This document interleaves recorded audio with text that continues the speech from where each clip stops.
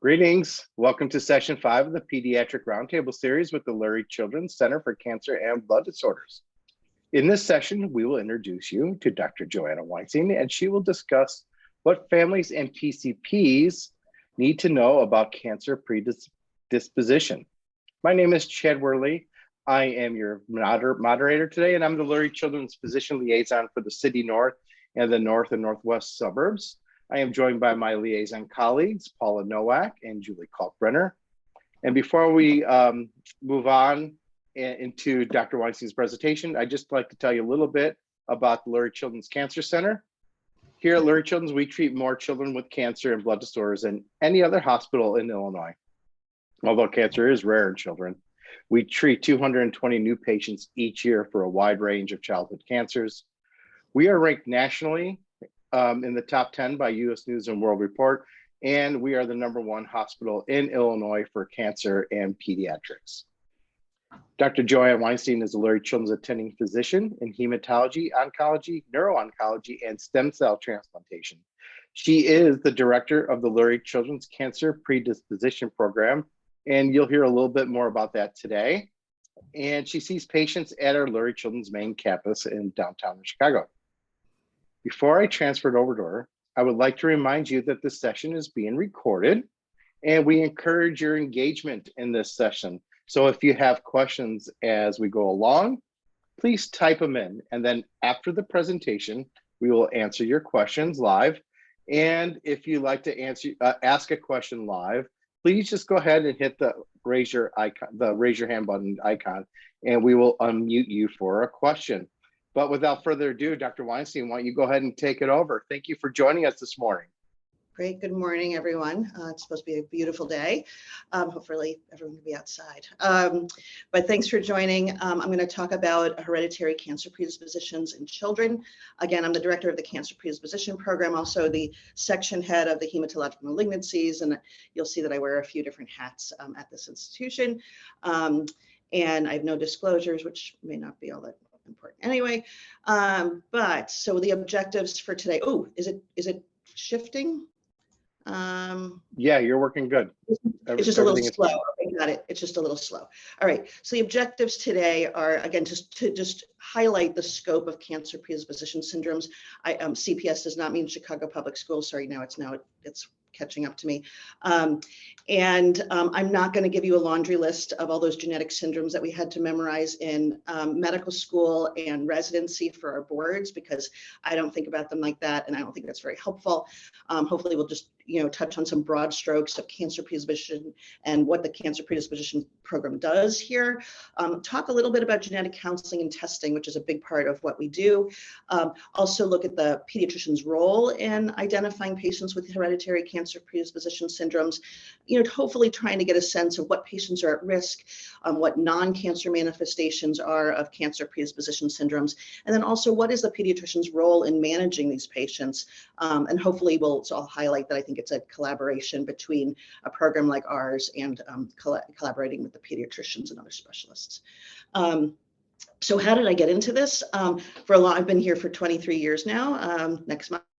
And one of my interests early on was retinoblastoma, which is the most common eye tumor in childhood. And I'm not going to talk about retinoblastoma per se, except to say that this disease, which is a childhood only cancer, really highlighted aspects of genetics. And everyone's heard about Knudsen and the Knudsen's hypothesis, or two-hit hypothesis of genetics.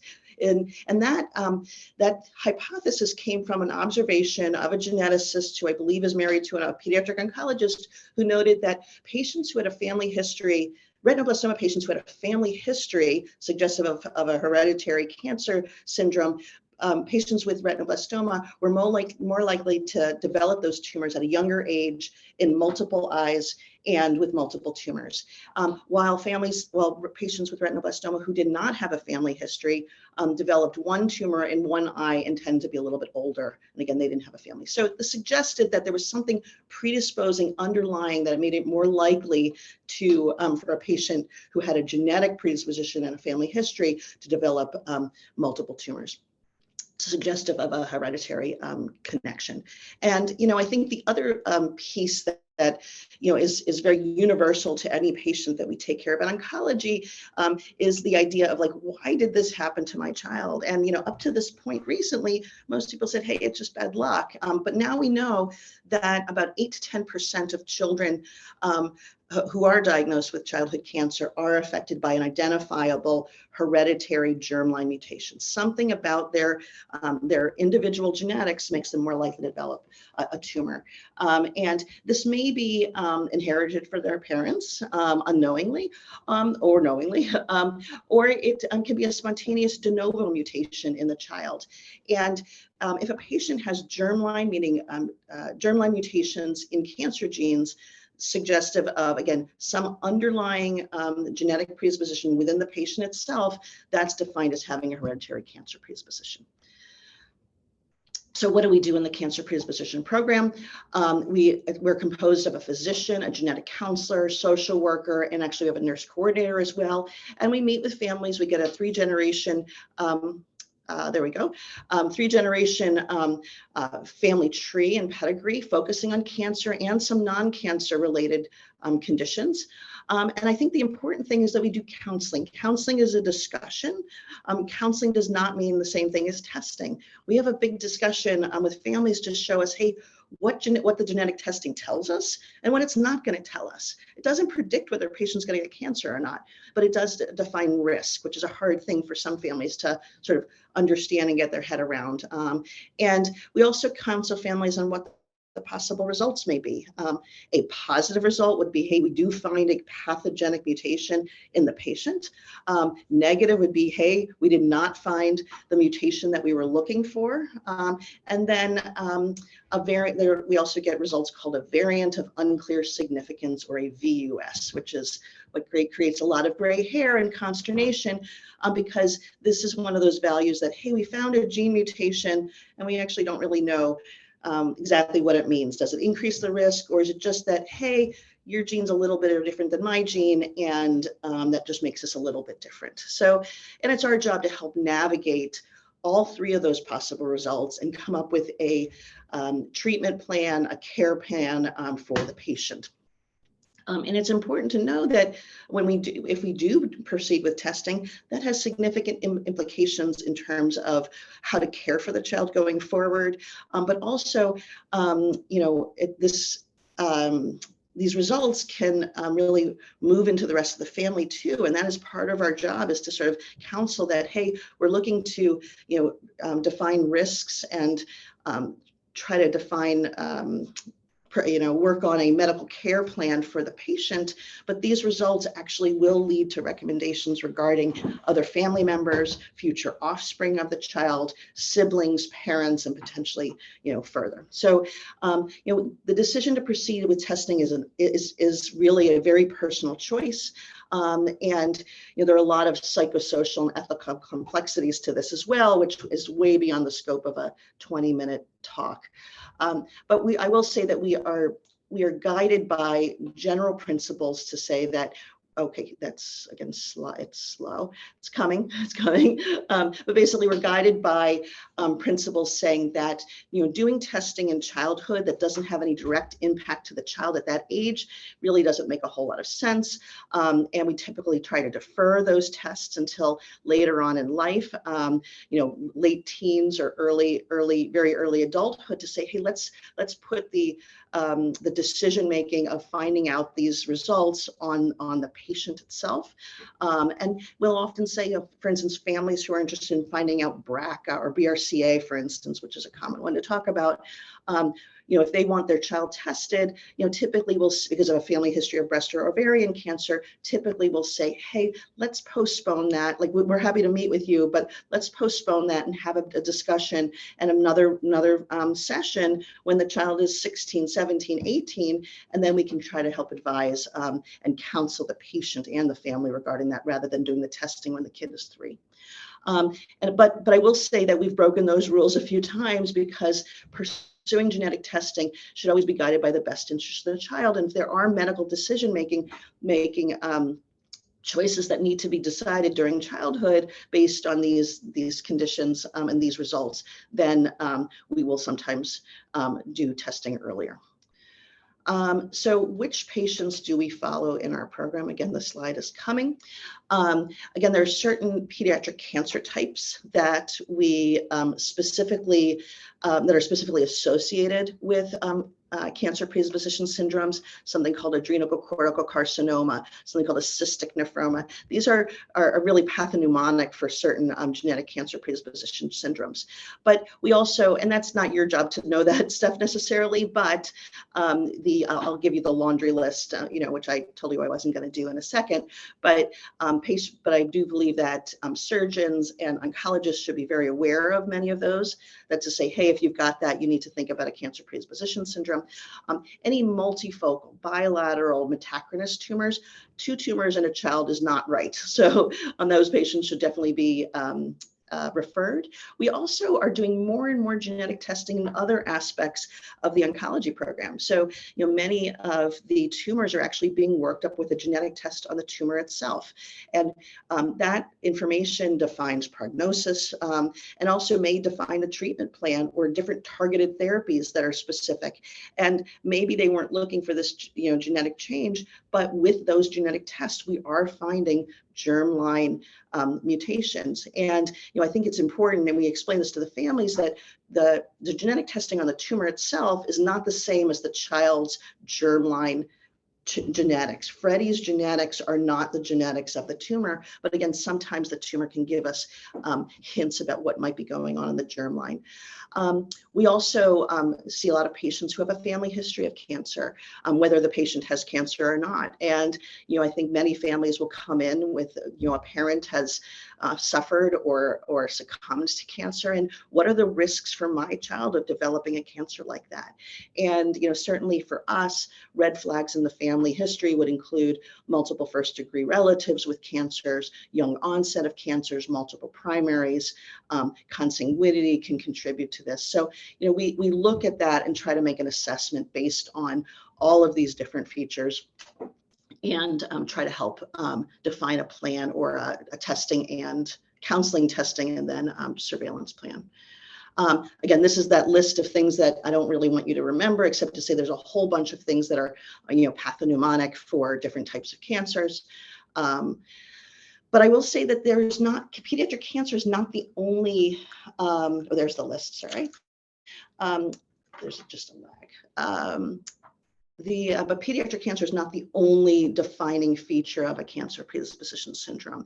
And many of these are, pediatric, I'll say no-brainers, cafe au lait spots are, make you think, hey, is this neurofibromatosis? There are actually some other conditions that go along with cafe au lait spots. But if you think about cafe au lait spots, you're going to think, hey, neurofibromatosis, hey, I have to consider getting a patient in. So those are the kinds of things I'm thinking about. If a patient has multiple congenital anomalies, developmental or intellectual delays, along with many of these findings, multiple gastrointestinal polyps, these are things that sometimes will direct a patient to the genetics department or potentially to our cancer predisposition department. Also, again, I mentioned that genetics are being used more and more and more, and mutations that are found in a non-cancer or genetic non-cancer workup. Let's say they're working some up for cardiac abnormalities. We've had a number of patients who were referred after finding a mutation after a workup for autism development delay and macrocephaly, who happen to have, a cancer predisposition syndrome. Some other, hemihypertrophy, that is a non-cancer manifestation, but hemihypertrophy, you have to think of Beckwith-Wiedemann or something along that, along those lines.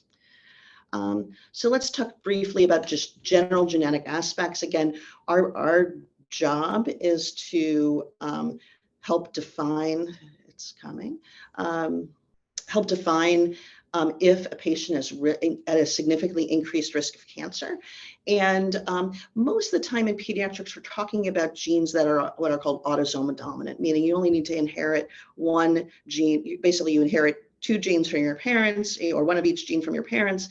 And the idea is that if you inherit one gene or develop a mutation in just one of the alleles, you're going to be at increased risk for cancer. There are a smaller number of autosomal recessive, where actually parents may be unknowingly be carriers of this. and wouldn't have necessarily manifestations of disease, but if they inherit, if the child inherits 2 copies, one from each parent, they may have the increased risk. But again, most of the conditions we're talking, Li-Fraumeni, we're talking about like BRCA1, are all autosomal dominant conditions. And some of these mutations, and again, not necessarily the gene, but different types of mutations have different types of manifestations. But we may see a patient who has a mutation with very high penetrance, which that term means that if you inherit that abnormal gene, you have a very high likelihood of developing a cancer or manifestations of disease. And there are certain variants of, for instance, familial adenomatous polyposis, where patients are, even by teenagers, have hundreds of colonic polyps and have a significantly increased risk of cancer at a young age. And there may be, there are interventions for that. But there are other forms of familial or other gene mutations in familial adenomatous polyposis where actually they don't really have very many polyps, and the treatment and management is different. And it's our job to understand the nuances between these different types of gene mutations. But other syndromes confer a much lower risk. And it's, again, our job to sort of try to weigh and balance, what the risk of cancer or manifestations of the disease with what we might consider routine age-based surveillance for a variety of these things. There's also a term called expressivity, which is basically variability in how a condition manifests in a patient. For instance, we have a variety of patients with something called DICER1. And DICER1 is a relatively newly recognized germline condition where patients can get a whole range of different benign and non-benign things. So, for instance, we have a patient who had a Sertoli Leydig cell tumor of the ovary, so an ovarian tumor, removed, she's fine. Then we go to the family, and every family member on the mom's side has had their thyroid removed. And it turns out that multinodular goiter and multiple benign, usually benign nodules in the thyroid are associated with DICER1. None of those women on the mom's side actually ever had cancers, but both groups are at risk for different manifestations, including cancer. So, all these people who had their thyroid removed actually now need to have different kinds of surveillance, as well as the girl with the ovarian tumor needs to have thyroid surveillance. So these can have wide-ranging, testing or wide-ranging implications. Okay, so why do we care?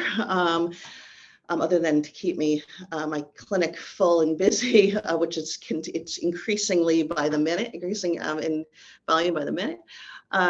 But why do we care? And this actually clearly can affect the medical. Identifying a genetic mutation can clearly affect the medical care of the patient. Sometimes it directly impacts the cancer treatment of the patient. For instance, if a patient is more sensitive to radiation, maybe a surgical approach is better for a patient who has an increased risk of cancers compared to doing a radiation approach. But we also will define age-based screening and surveillance studies. And again, some of this is, is well known to a pediatrician, a patient with hemihypertrophy, and needs to be evaluated for abdominal tumors with AFPs and ultrasounds. And that's what we do. And we look for we define screening studies for a variety of different conditions. But this may impact later screening as well. Which patients need earlier mammograms, or actually is their mammogram preferred, or is a non-radiation breast screening tool more appropriate for those patients? Which patients need colonoscopies? So again, this has direct impact to the child, but very much has an impact to the rest of the family, since again, many of these things again can run in the family unknowingly. And in a variety of conditions, there's also preventive surgeries that we need to look into. For instance, those patients with familial adenomatous polyposis, we really do need to look into, are there prophylactic surgeries we need to do? Should the thyroid be removed in a patient who has a high risk of medullary thyroid carcinoma? Again, This has direct implications to family members, and we do help coordinate testing for family members. Often we will refer patients for the counseling and screening recommendations out to, but we can help facilitate those referrals. But again, if we find that a patient has it, then their parent may be a carrier unknowingly, and that leads to testing, and that could lead to life-saving screening and interventions for those families. So, identifying families at risk or patients at risk within the family is really a key part of what we do. So what is the pediatrician's role here? I think that pediatricians are already doing some of the diagnosis and management of cancer predisposition. Like I already mentioned, patients with hemihypertrophy have a very defined role, very defined standard guidelines for screening.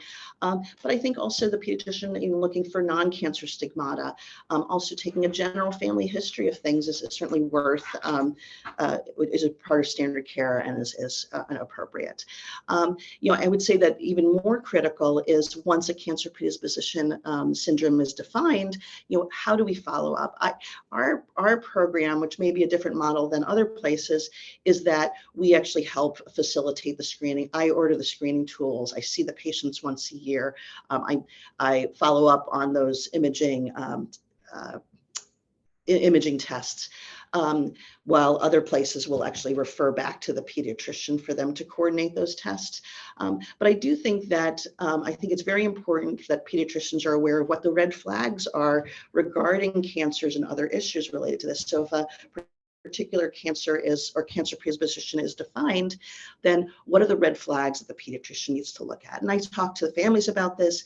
I put this in a letter back to the pediatrician to say, hey, you need to be looking for any lumps and bumps, any blood where it shouldn't be, evidence of cytopenias, and I'll define what the areas of risk are, basically, or what body parts are the areas of risk, so that we can keep an eye on that and work together. Again, here's that laundry list of different conditions that we, sorry, it's still coming. Laundry list of different conditions. Again, Li-Fraumeni, neurofibromatosis, I've already mentioned, Beckwith-Wiedemann, but there's a long list of syndromes here that we take care of and that are followed in our program. I think it's going to be a little bit too much for me to talk about any of these particular syndromes per se, but just to touch on a couple of them. For instance, Li-Fraumeni syndrome is a germline mutation in P53, which is, sometimes that gene is called the guardian of the genome. This is frequently mutated in tumors, but that's not what we're talking about. We're talking about a patient who has every cell in their body is affected by a P53 mutation. And they are at a significantly increased risk of cancer lifelong. 100% of females will develop a cancer if they have Li-Fraumeni or a germline mutation here. So there is a very intense screening program that's lifelong, whole body MRIs, brain MRIs in childhood, abdominal ultrasounds every 3 months, and in adulthood that extends to breast imaging, colon imaging, and an upper endoscopy to keep an eye on those things. It has been shown that actually screening does save lives with the idea that we can find these conditions early, or find these tumors early. But then there's something called PTEN Hamartoma syndrome. PTEN is a cancer suppressor gene, a cancer protection gene. So if it's abnormal in a patient, they are more likely to develop a cancer. But in childhood, the risks are actually mostly benign lumps and bumps, hamartomas, little skin issues, and again, mostly benign issues. We do screen for some thyroid nodules, which tend to be benign, but can turn into a very low grade, cancer of cancerous adenocarcinomas or adenomas in the thyroid. But again, we have a lot of these patients because they're worked up for autism or developmental delays and macrocephaly, and they're found to have PTEN. Again, as an adult, the screening recommendations are much more intense and looking for thyroid, skin, breast, colon cancer is a significant thing. So this may have ramifications again to the family. I'm going to skip over this for the sake of time. Most people will ask me about direct-to-consumer genetic testing. So that's the next slide popping up. And this refers to patients who, or I should say, the idea of doing 23andMe or Ancestry.com and what that is. And, I will just say that most genetics, as from my understanding, are not excited about this genetic testing. And as much as the idea of getting in touch with your genetics and trying to empower people to be in touch with their genetics, I think I'll just say the execution is not so great. Because if you actually look at the fine print, these tests are not intended to diagnose a disease or tell you anything about your risk of developing a disease in the future. But many families, or I've heard of patients doing the test to see if they're positive, for instance, for BRCA, which again is a breast cancer, ovarian cancer predisposition gene. But unfortunately, these tests need to be really interpreted with caution. And we worry that families are going to, I'll say, misinterpret this information. For instance, BRCA has it's a very big gene, but this particular test only tests for certain common variants, certain common mutations within BRCA. So it's not testing, they're not the genetic test for BRCA that we would do in our clinic, or a breast cancer or a gynecologist would do. It's a very limited window into that. So, it may provide some false reassurance about that. And this is really not the appropriate way to be checking yourself for BRCA if you're seriously concerned about BRCA. And the other thing is that, again, we need to, a healthcare provider really should be interpreting these results. And if you look at the results, it says, hey, you're negative for this BRCA, you're negative for this BRCA, but in fact, maybe not the correct test was done. So, I think that we have to be very cautious with using that. And we certainly don't recommend using that for screening. So again, about 8 to 10% of pediatric patients do have a germline cancer predisposition syndrome that is again, genetically linked and maybe the predisposition for their cancer. These genetic tests do have implications for the child and for the care of the family. Family history is really important, and that's part of our job to get a good family history, but certainly part of the pediatrician, hopefully to get a general assessment of family history. Presentations of cancer predisposition syndromes can include non-cancer diagnoses, including as well as cancer diagnoses. So being aware of some of those connections.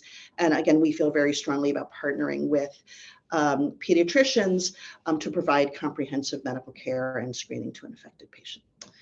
So with that, there's some really nice articles on different syndromes if you want, but we are certainly a resource and for referrals. Thank you. That was a wonderful presentation. I really appreciate that. You ended with referrals, so that actually kind of goes to my first question for you. All right, so pediatrician has their patient, maybe has a family history of cancers, or at what point should they contact you or talk about the program? How should they refer into the program? So I do think that the how is there is a referral called cancer predisposition referral through EPIC, if you do it that way. But there are also, even if you were to put in a genetics referral to say, hey, what's the risk of cancer, that sort of shoots over to us as well. And it basically said, you basically write, hey, is a family history of cancer. There's a family history of cancer and the child has a big head, there are associations that way.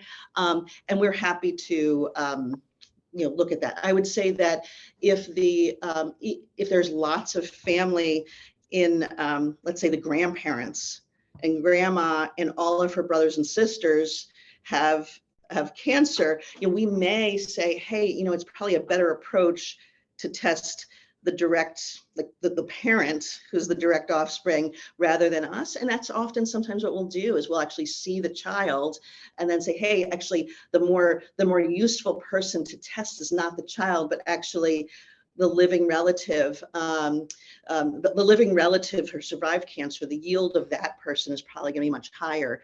Also, if those were all adult onset cancers, we actually may say, hey, why don't you test the parent, and then we can help refer out. And thankfully nowadays we do a lot of telehealth for those types of visits. For patients that were worried about like clinical manifestations, I do an in-person visit, but we do have most of the adult providers who do this work are genetic counselors, and most of them are doing telemed. So we actually have a whole list of different institutions that have adult cancer predisposition. We are one of the only ones in Illinois who does this work as a program.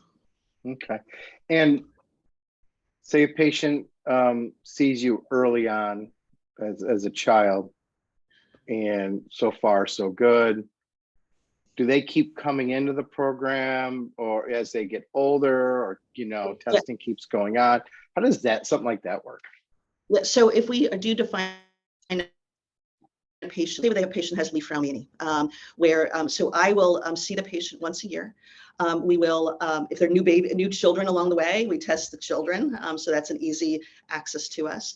But for the child affected by Li-Fraumeni, for instance, I will order the whole body MRIs. I will order the brain MRIs and the ultrasounds. But part of the recommendations are that the pediatrician or someone should be seeing the patient every few months to do an abdominal exam and keep an eye on the kid. So again, we'll partner. I'll make recommendations about what the screening should be. I coordinate the testing and the imaging, because I do think that part of it is it's not just sending the test, but it's also interpreting the test and following up with the test. So I feel like that's a tricky burden for a pediatrician. Sure. Though I'm happy to also help with that. There, for instance, there's some people who say, hey, it's just out of network and I can't order it myself, but I'm happy to help with that coordination. Again, there are other centers who actually say, hey, this is the list of things to do. Pediatrician can take care of ordering those things and coordinating those things, but that's not how we've done it. I tend to order the tests. And what I like to do, if I can, is, if I'm seeing the patient once a year for a patient who has a higher risk of a cancer, is sort of alternate visits. So the pediatrician sees them in the summer, I see them in the winter, and we're sort of straddling in terms of what we're looking for.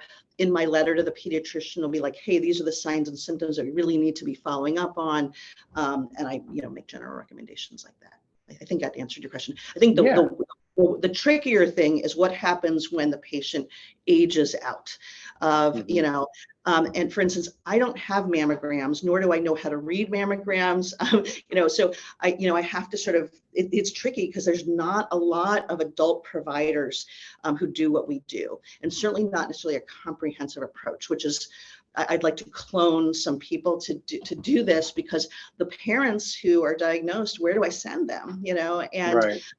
A lot of times it's very, I don't want to say fragmented, but there's the breast, someone's doing the breast imaging, someone's doing the colonoscopies, someone's doing the blood work. So it's a little bit trickier in the adult world, but that's hopefully, but we all know that the adult world's just different. Right. Thankfully, there is now a new director of cancer genetics at Lurie Cancer Center at the adult world. So I'm actually meeting with her tomorrow. She's only been here a month, but we're meeting tomorrow to see how we can help facilitate a closer model between Northwestern and us. But I do think it'll be a different model in the adult world, but that is one of the struggles, is who takes care of them. And a lot of that basically has to go to the internist to try to help navigate, the screening for that. So hopefully I answered your question. I think there was a question in the chat about APNs, and tell us about your team a little bit. Yeah, so we have myself. We actually have one of the neuro-oncologists is also sees some of the patients with some of the brain tumor predispositions. We have a nurse coordinator who helps out with ordering tests and test results and keeping an eye on what surveillance is required. We have 2 genetic counselors right now who are just fabulous resources, and they have their hand also in genetics. So they help me decide, hey, is this the right patient for a cancer predisposition program, or maybe better served in the general genetics? And then we finally rehired a social worker to help with some of the complexities of, how do you deal with the stress of an increased risk for a child? Like, do you keep them Sure. in the bubble for the rest of their lives, or do we live our life and, just take some precautions? And that's really the very focused approach that we take is really, and actually recently we had a family day where we actually brought in we invited a bunch of families in our program, and we met, had a fun day at the museum, but we also had a lecture on, dealing with childhood trauma and dealing with a medically complex child, or dealing with the risk of, hey, there could be something going on. And it was a really great opportunity to sort of see a whole range of different cancer predisposition patients outside of the clinic, and basically empowering them that life is life and you got to live your life and do your thing. So, well, thank you. Well, we're just about out of time here. So I just wanted to thank you for joining us today and putting on this presentation. This was so helpful. This is going to be great for our community pediatricians. So, so thank you. And I'd like to thank everybody who in the audience who joined us today. And for those of you watching the recording, and if you please keep watching as we have this whole playlist from our Cancer Center. And if you're interested in our other roundtable shows, I'd like to invite you to subscribe at the button below on our YouTube channel. And please keep watching. And just want to thank you all for joining us and have a great day, everybody.